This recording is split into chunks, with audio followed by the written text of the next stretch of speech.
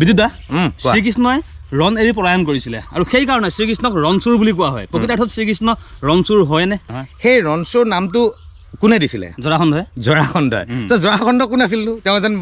মহাত্মা আছিলে নেকি নহয় নাছিল ন তেওঁ বোলে কিবা মহান কাম কৰি থৈ গৈছে তেওঁ সমাজৰ কাৰণে কিবা উদাহৰণ দি থৈ গৈছে তেনেকুৱা নাই নেকি এটা নিগেটিভ চৰিত্ৰ নিগেটিভ চৰিত্ৰ তেনেকুৱা এটা চৰিত্ৰ দিয়া কিবা এটা নামক লৈ কিবা প্ৰভাৱ পৰে নেকি নপৰে কিন্তু তথাপিও তাৰ ভিতৰৰ কাহিনীটো মই বিশ্লেষণ কৰি দিছোঁ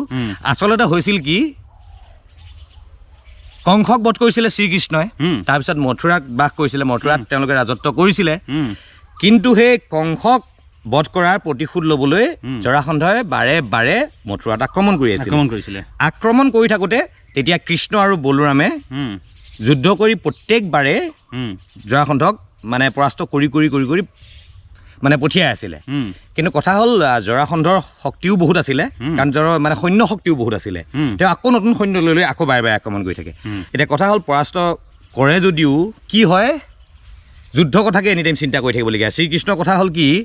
আমাৰ সৈন্যও মৰি আছে তেওঁলোকৰ নিৰপৰাধ সৈন্য মৰি আছে তেওঁলোকৰতো একো দুখ নাই জগতো লগাইছে জৰাসন্ধহে সেইখিনি মানুহ নিৰপৰাধ মানে সৈন্য মৰি আছেই আৰু কথাটো এনেকুৱা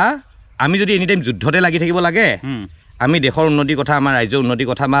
আমাৰ জনসাধাৰণৰ কথা কিবা উন্নয়নমূলক একো কাম ভাবিবই নোৱাৰিম গতিকে কি হয় অনৰ্থকত এনেই যুদ্ধ লাগি থকাতকৈ আমি ইয়াৰ পৰা গুচি যাওঁ তেতিয়া বিশ্বকৰ্মাক কৈ তেওঁলোকে দ্বাৰকা ৰাজ্য নিৰ্মাণ কৰিলে সাগৰৰ মাজত যাতে তালৈ এওঁলোকে ওলাবগৈ নোৱাৰে তেনেকৈ নিৰ্মাণ কৰি তেওঁলোকে সাগৰৰ মাজৰ সেই দ্বাৰকালৈ গুচি গৈ তেওঁলোকে ৰাজ্য প্ৰতিষ্ঠা কৰিলে প্ৰথমতে মানে কৃষ্ণৰ সভাসদসকলেও মানে বাধা দিছিলে যিটো আমি পলাই যোৱাৰ দৰে হ'ব বোলে নহয় এইটো পলাই যাবলগীয়া কথা নহয় কাৰণ কিয় আমি বৰ্তমান যুদ্ধটো মানে পিছুৱাবৰ কাৰণে আমি কিছু সময়ৰ কাৰণে আমি আঁতৰলৈ গৈছোঁ আৰু সময় অনুসৰি একেবাৰে এই যুদ্ধখন অন্ত কেনেকৈ কৰিব পাৰি সেইটো ভাবিবলৈও আমি সময় পাম আৰু এইটো উচিত সময় আহিলে সেইটো শেষ কৰিম তেতিয়া এজনে প্ৰশ্ন কৰিছিলে যে তেনেহ'লে কি আমি হেৰি কৰিম নেকি জৰাসন্ধৰ ভৰিত ধৰি ক্ষমা খুজিম নেকি যে তই আমাৰ ওপৰত আক্ৰমণ কৰিছ বৰ ভাল কাম কৰিছ তেতিয়া শ্ৰীকৃষ্ণ এটা বহুত ডাঙৰ কথা কৈছিলে বহুত মহান বাক্য এটা কৈছিলে যে যদি জৰাসন্ধৰ ভৰিত ধৰি ক্ষমা খুজিলে সি আমাৰ মানে মথুৰাত আক্ৰমণ কৰাটো এৰি দিয়ে তেনেহ'লে মই সেইটো কৰিবলৈও ৰাজি আছোঁ তাৰমানে মই ভুল নকৰাকৈ ক্ষমা খুজিবলৈও ৰাজি আছোঁ যদি সেই ক্ষমা খোজাৰ পাছত যুদ্ধ নহয় বা সি বেয়া কামটো কৰিবলৈ অন্যায়টো কৰিবলৈ বাদ দিয়ে কিন্তু সেইটোতো নহয় বুলি জানো সেইকাৰণে আমি বৰ্তমান এইটো ভাবাই ভাল আৰু উচিত সময় আহিব কাৰণ শ্ৰীকৃষ্ণও জানে যে উচিত সময়ত এইটো আমি শেষ কৰিম তেনেকৈ উচিত সময় আহিল এটা সময়ত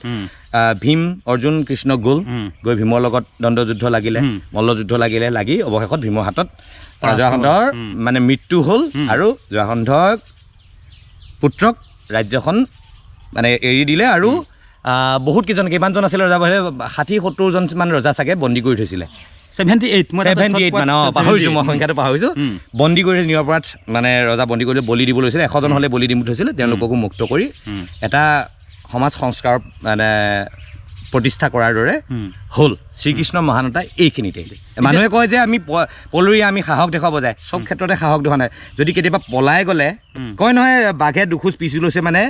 আক্ৰমণ কৰিবৰ কাৰণে দুখোজ পিছ লোৱাটো অপৰাধ নুবুজায় লক্ষণ নহয় সেই শ্ৰীকৃষ্ণই দুখোজ পিছুৱাই গৈ এনেকুৱাই আক্ৰমণ কৰি শেষে কৰি পেলালে কথাটো সেই তেনেকুৱা ধৰণৰ সেইখিনি বুজিলেই হ'ল চব সময়তে যুদ্ধকে থাকিলে নহ'ব শ্ৰীকৃষ্ণৰ প্ৰকৃতাৰ্থত যুদ্ধৰ দ্বাৰা মানে সমাধান কৰিব বিচৰা নাছিল তেখেতে সন্ধিৰ দ্বাৰা সমাধান কৰিব বিচাৰিছিলে কুৰুক্ষেত্ৰ যুদ্ধ ক্ষেত্ৰতো তেখেতে বহুতখিনি সেই কামটোৱে কৰিছিলে আৰু এই ক্ষেত্ৰতো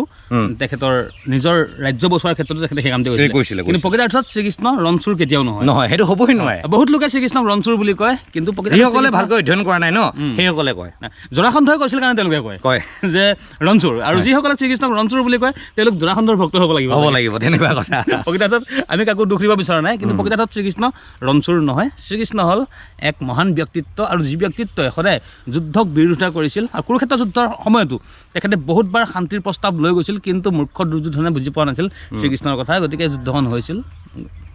ইমানেই আৰু গতিকে পুনৰ এটা নতুন ভিডিঅ'ত লগ পাম ধন্যবাদ